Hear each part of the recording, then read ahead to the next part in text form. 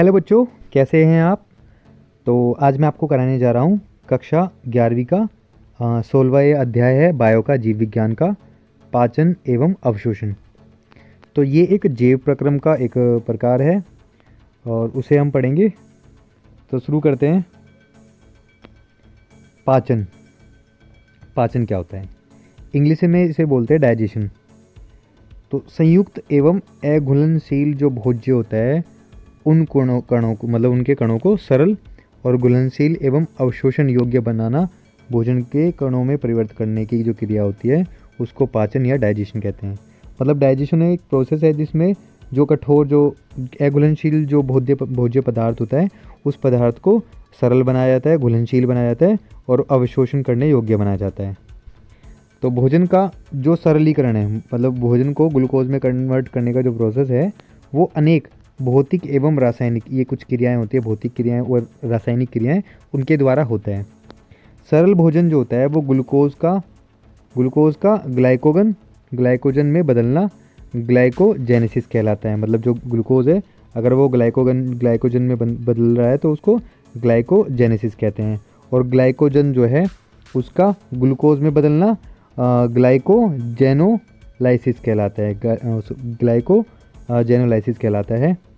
Protein एक amino अम्ल है। प्रोटीन जो है वो एक अमीनो अम्ल है, अमीनो अम्ल का एक बहुलक है। मतलब एक अमीनो अम्ल दूसरा अमीनो अम्ल, मतलब एक ही अमीनो अम्ल की जो लंबी चेन होती है उस पूरे को बोलते हैं प्रोटीन। ठीक है, आगे पोषण क्या होता है? तो पोषण क्या है? सजीवों द्वारा, पोषण मतलब न्यूट्रिशन। तो सजीवों द्वारा जो भोजन है, फूड है, उसको ग्रहण करना, अंदर लेना मतलब खाना, और उसको पचाना और पचे हुए भोजन को अवशोषित करना, एवं जो अपचा हुआ जो खाना है, भोजन जो है, उसको बाहर निकालना, आदि सभी क्रियाओं का एक योग्य है, पोषण कहलाते हैं। संतुलित भोजन क्या होता है? तो सभी आवश्यकता जो सभी आवश्यक तत्व हैं निश्चित अनुपात में एवं शरीर की आवश्यकताओं के आधार पर उपस्थित होते हैं, जैसे कार्बोहाइड्रेट्स, प्रोटीन्स, वसा, खनिज लवण, जल आदि। तो भोजन में प्रोटीन की कमी से बच्चों में क्या होता है? मेरिस्मस एवं क्वाशरकोर जो होता है, ये रोग उत्पन्न हो जाते हैं। मतलब खाने की कमी से, अगर सही खाना ना मिले तो। प्रोटीन का जो स्रोत होता है, प्रोटीन हमें कहाँ से मिलता है? दाल से मिलता है, अंडों से मिलता है, सब्जी से मिलता है आदि। जो वसा होता है, वसा जो घी, मतलब वसा जो हमें, तो हमें जल, वसा में क्या होता है? जल की मात्रा कम होती है और होने के कारण जो कार्बोहाइड्रेट होते हैं उसकी अपेक्षा अधिक ऊर्जा रहती है, इनके अंदर संचित रहता है। और एल्फा लिलोनिक जो है वो एक अम्ल होता है, एवं लिलोनिक अम्ल जो वसा अम्ल के उदाहरण है। आगे है भोज्य पदार्थ। शारीरिक ऊतक, जो शरीर में जो ऊतक हैं उसके द्वारा जो पचित और अवशोषित एवं स्वांगीकृत एवं ऑक्सीकृत होकर शरीर को क्या करता है? ऊर्जा प्रदान करता है। मतलब कि खाना पहले पचता है, उसके बाद अवशोषित होता है, उसके बाद अंग में मिल जाता है जिसको स्वांगीकृत बोलते हैं, और उसके बाद उसका ऑक्सीकरण होता है जिससे वो ऊर्जा प्रदान करता है। और यह ऊर्जा हमारे शरीर की जो वृद्धि है, स्वास्थ्य है, जनन को क्रियाएँ जो हैं आदि क्रियाओं को चालू रखने में या सुचारू करने में प्रयोग में आता है, प्रयोग की जाती है। आगे है जल। जल शरीर में होने वाली जो विभिन्न जैव रासायनिक क्रियाएं होती हैं, बायोकेमिकल रिएक्शंस जो होती हैं, उनके लिए माध्यम प्रदान करता है। मतलब एक मीडियम प्रदान करता है जो जल जीव द्रव का मुख्य घटक होता है। सभी जो उपापचयी, मतलब ऑक्सीडेशन और रिडक्शन जो रिएक्शन होते हैं उसको, वो सारी क्रियाएं एनाबोलिज्म और कैटाबोलिज्म होती हैं, और कंबाइन जो होते हैं इसको उपापचयी को बोलते हैं मेटाबॉलिज्म। जल के माध्यम में से होती हैं और यह शरीर के जो ताप है उसको नियमन यानी कंट्रोल करता है, कंट्रोल करने में सहायता करता है। आगे है विटामिन्स। तो वे कार्बनिक, ये क्या होते हैं? कार्बनिक पदार्थ होते हैं और जो हमारे भोजन का एक आवश्यक भाग होते हैं, और इनकी कमी से अनेक रोग हो जाते हैं, जिन्हें क्या बोलते हैं? एविटामिनोसिस बोलते हैं, ये कहा जाता है। और विटामिन को दो समूहों में वर्गीकृत या बांटा गया है। पहला जो होता है जो वसा में घुल जाते हैं, उन विटामिन को वसा में घुलनशील विटामिन कहते हैं, जैसे विटामिन ए। तो विटामिन ए जो है वो रेटिनोल है, और इसका जो स्रोत होते हैं वो कैरोटीन जो रंगाओं हैं उनसे, एवं आंतरीय जो श्लेष्मा आंत की जो श्लेष्मा होते हैं उसकी कोशिकाओं में बनता है ये। और दूध, मक्खन, अंडा, यकृत एवं मछली के तेल में भी पाया जाता है। इसकी कमी का प्रभाव क्या पड़ता है? तो जो आँखों की जो कॉर्निया होती है वह त्वचा की जो कोशिकाएं होती हैं उनका सल्कीभवन या रतौंधी कुंठित जो वृद्धि है वो जीरोफ्थीनियम मतलब ये चीज़ इन पर जो है प्रभाव पड़ता है। विटामिन डी जिसको बोलते हैं कैल्सीफेरॉल, इसे धूप का विटामिन भी कहते हैं और जिसका स्रोत होता है वो मक्खन, यकृत, मछली का तेल, गुर्दे और अंडे, त्वचा और यीस्ट में एवं सूर्य के प्रकाश से हमें ये प्राप्त होता है। इनकी कमी का क्या प्रभाव पड़ता है? सूखा रोग हो जाता है और ओस्टियोमेलेसिया ये कुछ बीमारी है। विटामिन ई जिसको टोकोफेरॉल बोलते हैं, इसका जो स्रोत होता है जी कहाँ से मिलता है हमें? तेल से, गेहूं से, अंडों से, अंडे की जो जर्दी होती है एवं सोयाबीन में ये पाया जाता है। और इनकी कमी का जो प्रभाव क्या होता है कि जनन की जो क्षमता उसमें कमी आ जाती है, जनन के जो अंग होते हैं और जो पेशियाँ होती हैं वो कमज़ोर हो जाती हैं और अंगघात मतलब पैरालिसिस भी हो जाता है इससे।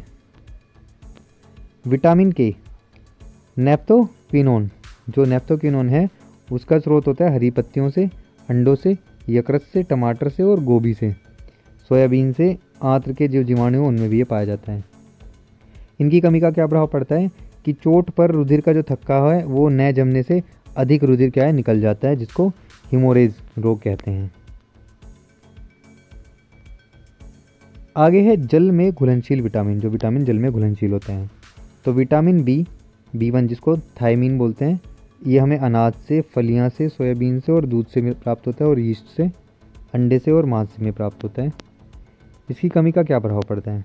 तो विटामिन बी की कमी से प्रभाव पड़ता है कि वो बेरी रोग हो जाता है, तंत्रिका तंत्र जो होता है वो क्षीण होता है, क्षीण का मतलब उसका नुकसान होता है, और जो पेशियाँ होती है वो क्षतिग्रस्त हो जाती हैं इसकी कमी से। आगे है विटामिन बी। तो जो विटामिन बी होता है वो राइबोफ्लेविन है और ये हमें पनीर से, अंडे से, यीस्ट से, हरी पत्तियों से और मांस से और यकृत में ये हमें मिलता है। कमी का क्या प्रभाव पड़ता है? किलोसिस, जो होंठे फटते हैं, इनकी वजह से होंठे फटने लग जाते हैं, और ग्लोसाइटिस या जीभ सूख जाती है इससे। विटामिन बी3 जिसको पेंटोथेनिक अम्ल कहते हैं और इसका स्रोत होता है अंडे से, यकृत से, मांस से, दूध से और टमाटर से प्राप्त होता है, मूंगफली एवं गन्ना भी है। इनकी कमी से क्या प्रभाव पड़ता है? जो चर्म रोग होते हैं जिसको डर्मेटाइसिस कहते हैं या त्वचा का फटना, वृद्धि कम होती है, बाल सफ़ेद एवं जनन क्षमता क्या होती है? कम हो जाती है। Vitamin B3. Vitamin B5 nicotinic जो अम्ल है उसका जो स्रोत होता है यीस्ट होता है, मांस होता है, यकृत होता है, मछली होता है। इसमें अंडा, दूध, मटर और मेवा इनमें ये पाया जाता है। इनकी कमी का प्रभाव क्या होता है? पेलाग्रा एक बीमारी जो इनसे हो जाती है। विटामिन बी6 की कमी से क्या होता है? ये क्या होता है? पायरोडॉक्सिन होता है और इसका जो स्रोत होता है वो दूध, यीस्ट, अनाज, मांस, यकृत एवं मछली में पाया जाता है। इनकी कमी से क्या होता है? इनकी कमी से रुधिर क्षीणता, खून कम बनता है, चर्म रोग बहुत ज़्यादा हो जाते हैं और पेशियाँ क्या होती हैं? ऐंठने लग जाती हैं, ऐंठन जाती है। विटामिन बी7 जिसको बायोटीन बोलते हैं, उसका जो स्रोत होता है वो मांस, गेहूँ, अंडा, मूंगफली और चॉकलेट होते हैं, सब्जी, फल और यीस्ट में ये पाया जाता है। इनकी कमी से चर्म रोग हो जाते हैं और बालों का झड़ना शुरू हो जाता है इनकी वजह से। विटामिन B12 जिसको कोबालामिन बोलते हैं, कोबालामाइन, जो सांस जिसका जो स्रोत होता है मछली, मांस, यकृत, अंडा और दूध और आंत्र में जो जीवाणु होते हैं उनसे ये प्राप्त होते हैं। इनकी कमी से क्या होता है? रुधिर क्षीणता हो जाती है जिसको पर्नीशियम या फिर एनीमिया कहते हैं, एवं जो तंत्रिका तंत्र होता है उसमें भी क्या हो जाती है? गड़बड़ी हो जाती है। विटामिन सी जिसको एस्कॉर्बिक जो अम्ल है वो कहते हैं और इसका जो स्रोत होता है वो सिट्रस फलों से, टमाटर से, मिर्च से, आलू में पाया जाता है। और इनकी कमी से क्या प्रभाव पड़ता है? स्कर्वी जो रोग है विटामिन सी की वजह से होता है और मसूड़ों में जो रुधिर होता है और भार होता है उसमें कमी आ जाती है। आगे है पाचन तंत्र। तो पाचन क्रिया जो होती है उसको कार्यान्वित मतलब चालू करने के लिए, बनाए रखने के लिए हमारे जो मानव शरीर है उसमें एक संपूर्ण जो पूरा एक तंत्र है वो उपस्थित होता है, जिसे हम पाचन तंत्र कहते हैं या फिर डाइजेस्टिव सिस्टम कहते हैं इंग्लिश में। अतः जो अध्ययन यानी स्टडी की सुविधा से मानव पाचन तंत्र को 2 भागों में बांटा गया है या फिर विभाजित किया गया है। पहला है आहार नाल और दूसरा है पाचन ग्रंथियाँ। तो आहार नाल, मनुष्य की जो आहार नाल होता है उसमें निम्नलिखित भाग होते हैं। मुख और मुख गुहा।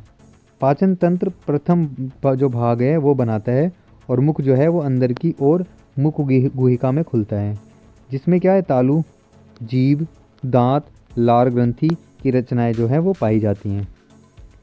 मनुष्य के 4 प्रकार के दांत पाए जाते हैं।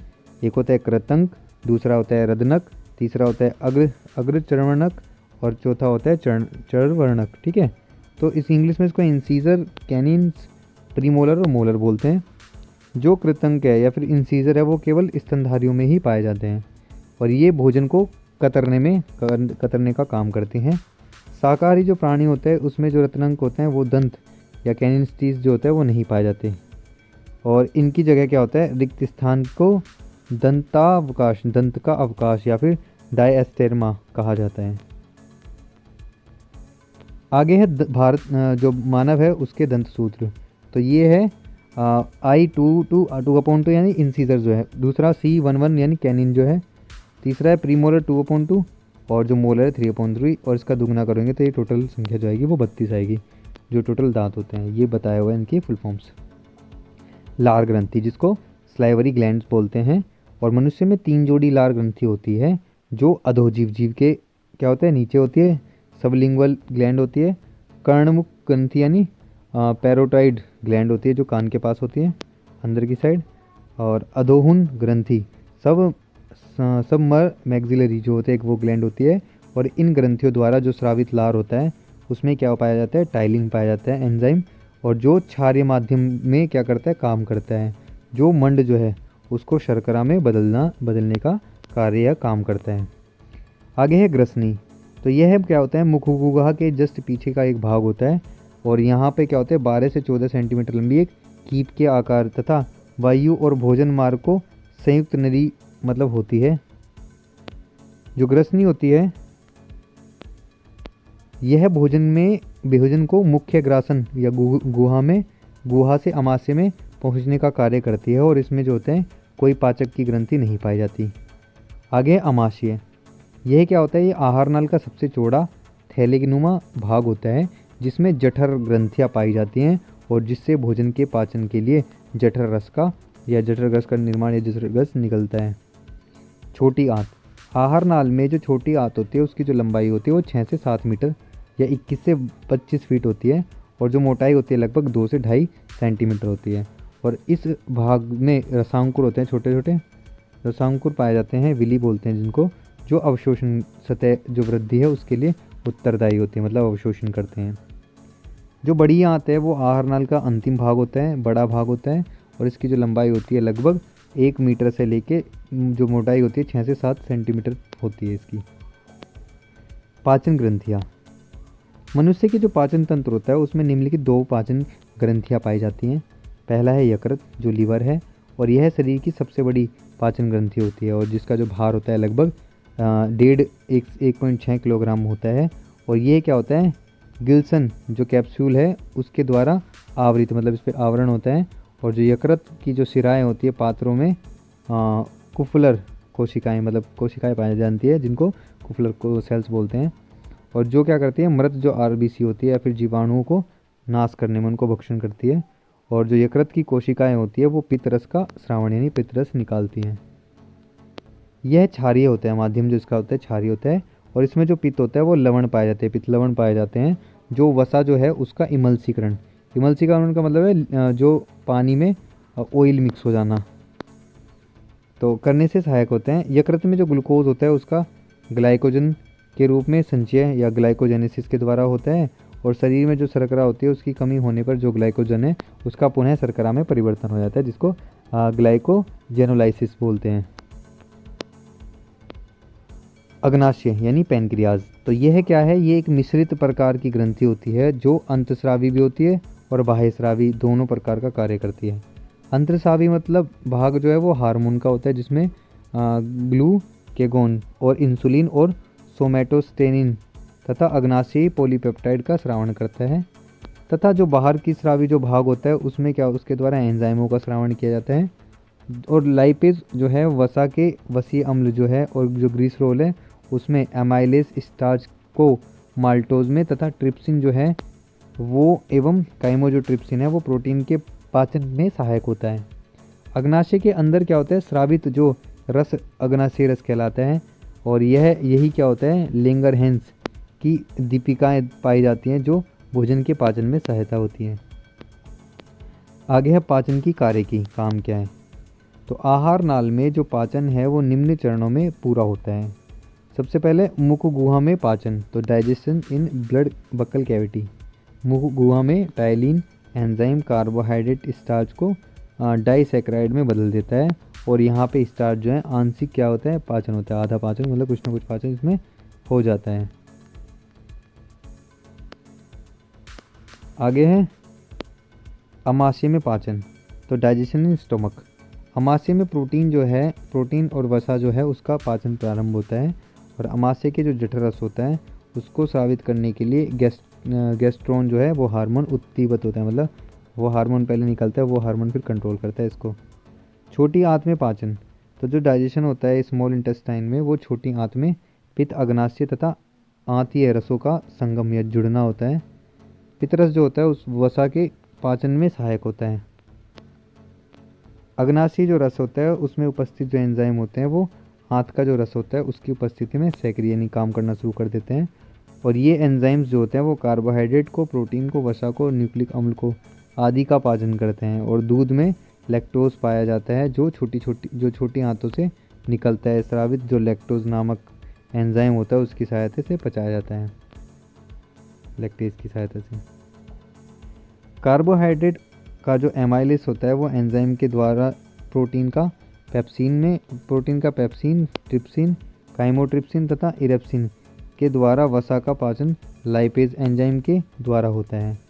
अमाशय की जो जठर ग्रंथियाँ होती हैं उसके द्वारा जो स्रावित जठर उत्तरस होता है उसमें प्रोटीन को पचाने वाला या पेप्सिन जो रेनिन होता है, तथा वसा पाचक जो लाइपेज होता है एंजाइम वो पाए जाते हैं।